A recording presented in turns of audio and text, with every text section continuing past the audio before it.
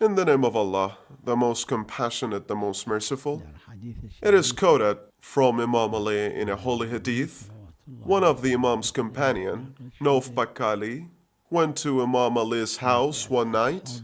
The gist of the hadith and what Imam Ali, peace be upon him, said is, the companion was with Imam Ali and he said, I saw that Imam Ali slept for a short time and woke up again. I thought that he did this to take a little rest, not to engage himself in a long sleep. When someone sleeps for a long time, he enjoys the sleeping much. But if he, like Imam Ali, sleeps and wakes up again, he enjoys sleeping less. Maybe Imam did this to meet his body's needs, not something more. He said, I saw him taking nap and waking up again. Once he woke up to say his night praying, he told me, Nauf, are you asleep or awake? In Arabic, sleeping is translated as raqad, and ramaq is the antonym. Ramaq is someone who's lying, his eyes are closed, and sometimes he opens his eyes and he is not asleep. He said that Imam Ali told him, are you ramaq or raqab? Are you asleep or aren't you? I told him, oh Ali, no, I'm not asleep. Then Imam Ali said something. He said, according to many traditions, this time, he means dawn, is a time in which our prayers will be answered, except some people. And God does not accept their praying even in this time. One of them is Arif. Arif is attributed to someone who works for a wrongdoer and sell out people to the wrongdoers. He gives reports to the wrongdoers. He reports about those who are wealthy, those who are poor, those who have knowledge, those who have followers. And reporter is called Arif. Arif is someone who tells, for the wrongdoer himself is not capable of controlling everything. He might rule over a village, city, or a country, and he himself cannot control everyone and what they do. There are some people who are arif. They let wrongdoers know about people so that the wrongdoer know how and who he should wrong. For example, he should wrong the wealthy, the scholar, the men, the women, and they are called arif. And they introduce people to the wrongdoers. Imam Ali, peace be upon him, said, and this time, which is the best time in 24 hours, and God accepts the praying in this time, but he rejects the praying of those who are arif, those who are reporters. Humans' souls naturally are in need of training. The soul which makes people wrongdoers or arif, the soul which leads some to bad things, this soul exists in everyone, in everybody's. If we do not care about this soul, this would perish us.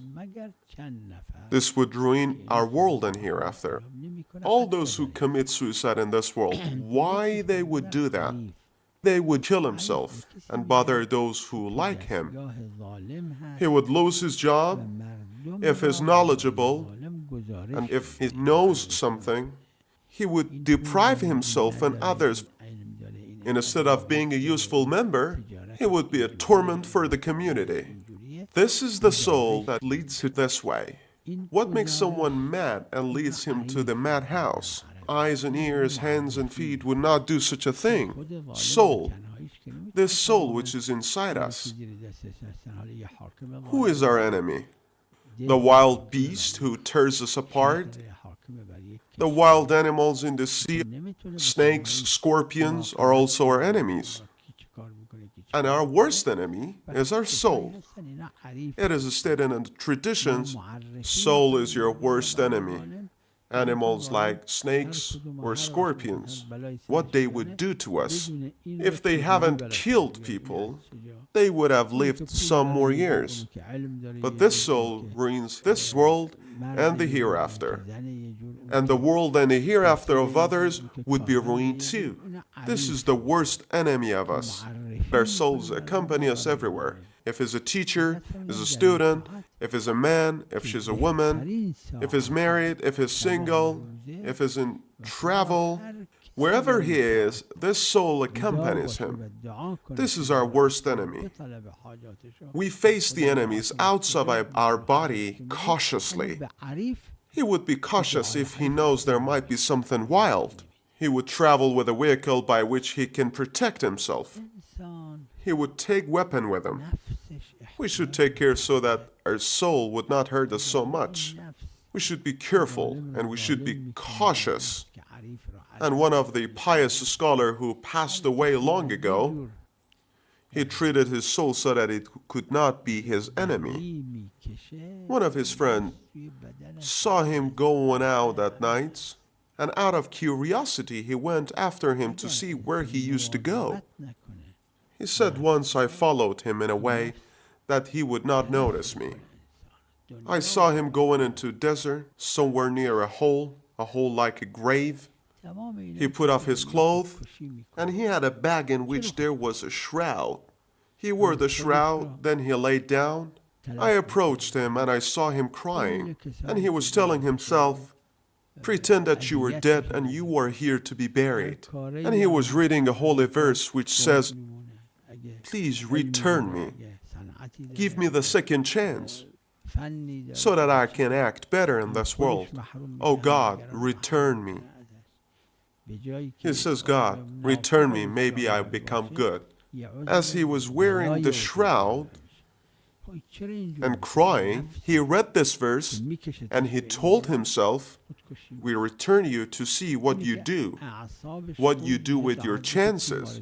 Then he came out, he wore his clothes. I saw this scholar repeatedly. He was a pious scholar. He was more successful than all the other scholars in his period. People used his knowledge when they saw him. Why a young man like him does such a thing? He went and made a grave for himself. The worst enemy cannot do any harm to him, as if you show your weapon to a beast and it gets afraid of it. It cannot do anything, as if you put it in an iron cage. It cannot do anything. And we have to, as it is stated in many verses, to control our desires, which is our worst enemy, as much as it is possible. We have to decide and pray God for this. May God, for the sake of Ahlul Bayt, give us the chance of controlling our souls and desires. May God bless Muhammad and his descendants. به هممون مرحمت بفرماد و صلی الله علی محمد و آله الطاهرین.